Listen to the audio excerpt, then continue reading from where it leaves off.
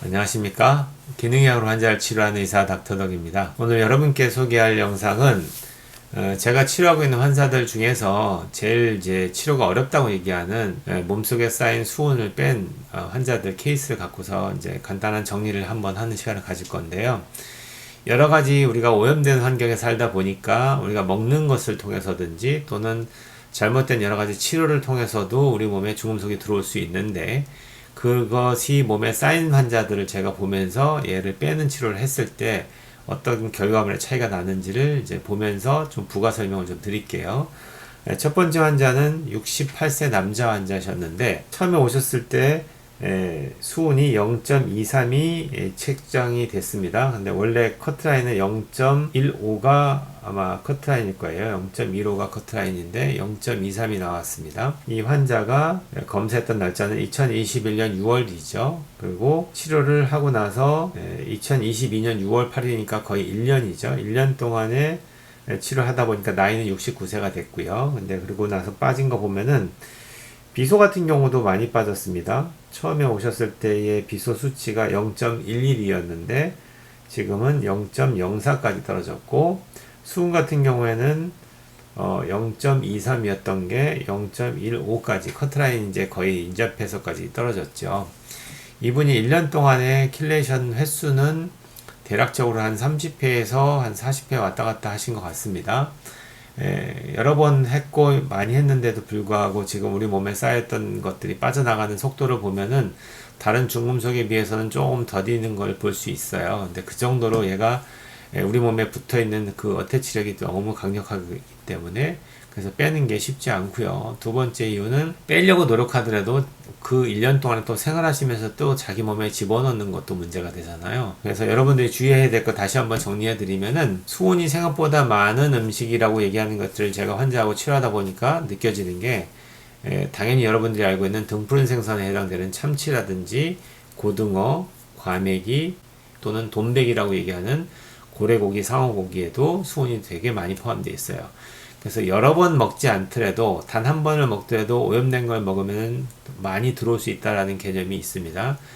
여러 번 먹는 거는 리스크라는 어떤 위험 요인에 노출되는 리스크가 증가한다는 것 뿐이지, 이것 가지고서 내 몸에 들어오는 절대치의 비율을 결정할 수는 없잖아요. 예를 들어서 오염되지 않은 것들을 10번 먹는 것과 오염된 거 한 번 먹는 것들이 훨씬 더 내 몸에 더 어떤 독성작용을 일으킬 수 있어요. 그래서 제가 치료했던 환자분들 중에서도 잘 빠지다가도 갑자기 또 다시 뛰는 경우가 있는데, 그런 것들 잘 보면은 오염된 것들을 잘못 드셨던 경우가 많습니다.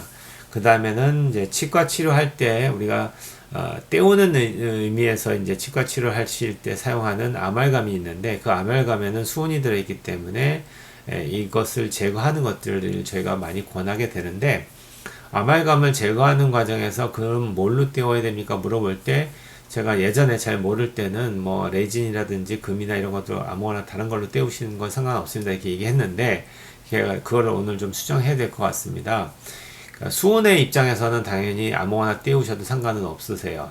그러니까 아말감에만 수온이 있기 때문에 그 외에 다른 재료를 사용하는 것은 문제가 전혀 없는데, 문제는 뭐냐면은 레진에는 비스페놀 A라고 하는 그런 환경 호르몬 성분이 들어 있습니다. 그래서 이걸로 때우게 되면은 그거에서도 또 자유롭지 못할 수 있다는 생각이 들어서, 가능하면은 금으로 때우시는 것을 권할 것 같습니다. 두 번째 환자를 볼까요? 이분은 여자분이신데 이분은 56세셨고요. 검사했던 날짜는 2021년 2월이었는데 제거하고 다시 검사했던 건 2022년 10월이니까 1년하고도 4개월이 지난 다음에 검사를 다시 리피트 검사한 겁니다.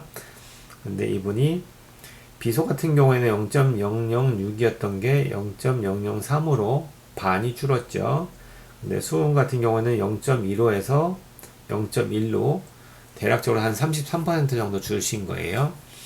그 정도로 1년 이상 치료하고 나서 재검사했을 때에 많이 빠지면 30%에서 40%까지 빠진 분이 있을 수도 있는데, 거의 다가 한 30% 언저리 정도만 빠지는 느낌이더라고요. 제 경험은.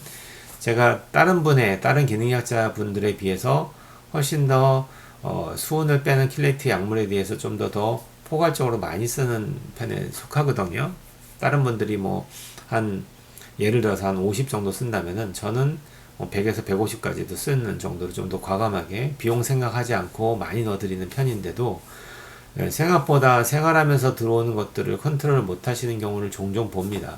그러니까 여러분들께서도 수온은 되게 독성이 강하다는 거 아셔야 되고, 수온이 우리 몸에 기준치 이상 쌓여 있다고 한다면 무조건 얘를 줄이기 위한 노력을 하셔야 되고, 심지어는 기준치 이하인 환자들조차도 수온에서 자유롭지는 못합니다. 그래서 최대한도로 얘를 줄이려는 노력을 하셔야 되면서, 그리고 생활하시면서 또 다시 들어오는 것들도 잘 막으셔야지. 얼마 전에 봤던 분들은 고등어를 너무 좋아하셔가지고서 고등어를 365일 중에서 300일을 드신대요. 거의 매일이죠. 일주일에 뭐 이틀 빼고는 5일 동안 내내 고등어를 매일매일 식사 때마다 먹는다고 얘기하시니까 어마어마하게 드시는 분인데, 그분이 생각보다 수온이 너무 높으신 거예요.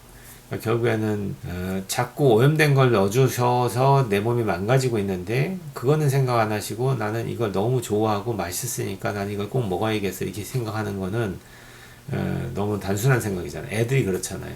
좋고 나쁘고를 떠나서 내가 좋아하고 맛있으니까 자꾸 먹고 하는 게 아이들 수준의 생각이신데, 여러분들은 이제 자기 몸의 건강을 생각하신다면은, 그렇다면은 내가 먹는 게 내 몸을 만든다는 그 진리를 잊어버리시면 안 되고, 내가 얼마만큼 오염되지 않은 식재료, 건강한 식재료를 먹는가에 따라서 내 몸의 건강이 결정되는 겁니다. 그거 명심하시고, 앞으로도 기능학적인 검사를 하셨을 때 수온이 높다고 판정되시면은 좀 더 적극적으로 이 수온을 빼기 위한 노력을 하셔야 된다고 생각합니다. 오늘 간단하게 다시 한번 수온 킬레이션을 정리하는 시간을 가졌습니다. 온 국민이 건강해지는 그날까지 닥터덕은 여러분과 함께 합니다.